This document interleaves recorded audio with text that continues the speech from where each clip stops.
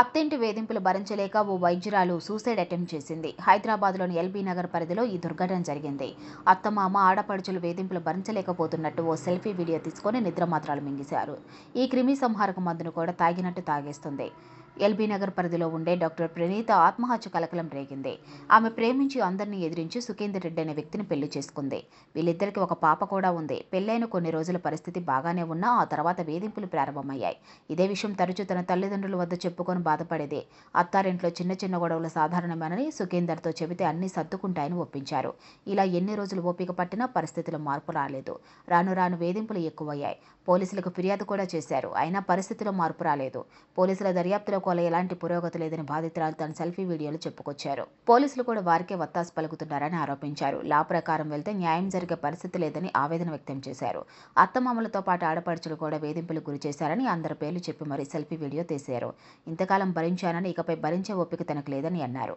తన పుట్టినరోజు అని తన కొత్త డ్రెస్ వేసుకున్నానని అది వేసుకునే భాగ్యం కూడా లేదని కన్నీటి పర్యంతమయ్యారు. తన పుట్టినరోజే చావు రోజు అవుతుందని ఎప్పుడూ అనుకోలేదని అన్నారు. తనని ఇన్ని రోజులు ప్రేమగా పెంచిన తల్లిదండ్రులకు క్షమాపణలు చెప్పారు వైద్యురాలు ప్రణీత. తన పాపకు కూడా క్షమాపణలు చెప్పారు. పాపను ఎట్టి పరిస్థితుల్లో అత్తమామలకు అప్పగించవద్దని వేడుకున్నారు. అలా అప్పగించి మరో తప్పు చేయవద్దని విజ్ఞప్తి చేశారు. అలా మాట్లాడుతూనే తన చేతిలో ఉన్న నిద్ర మాత్రలు వేసుకున్నారు.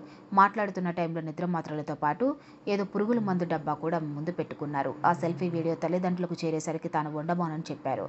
అలా ఆత్మహత్యకు యత్నించిన ఆమెను కర్మాన్ ఘాట్లోని ప్రైవేట్ ఆసుపత్రిలో చేరించారు.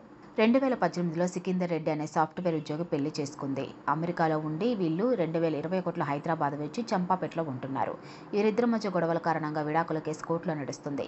ఒకే ఇంట్లో పైన అంతస్తులు అత్తింటి వాళ్ళు ఉంటే కింద ఇంట్లో ప్రణీత, ఆమె పాప, తల్లి ఉంటున్నారు. గొడవల కారణంగా ఎప్పటి నుంచో సికిందర్ రెడ్డి కనిపించడం లేదు. అత్తింటి వారితో తరచూ గొడవలు జరుగుతున్నాయి. సరూర్ నగర్ పోలీస్ స్టేషన్లో ఫిర్యాదు చేసుకున్నారు. ఈ ఫిర్యాదుపై సరూర్ నగర్ సీఐ పట్టించుకోవడం లేదని బాధితులు వాపోతున్నారు. బాధితురాలు ఆత్మహత్యకు పాల్పడటంతో ఆ ఇంటి ముందు ప్రణీత బంధువులు ధర్నాకు దిగారు.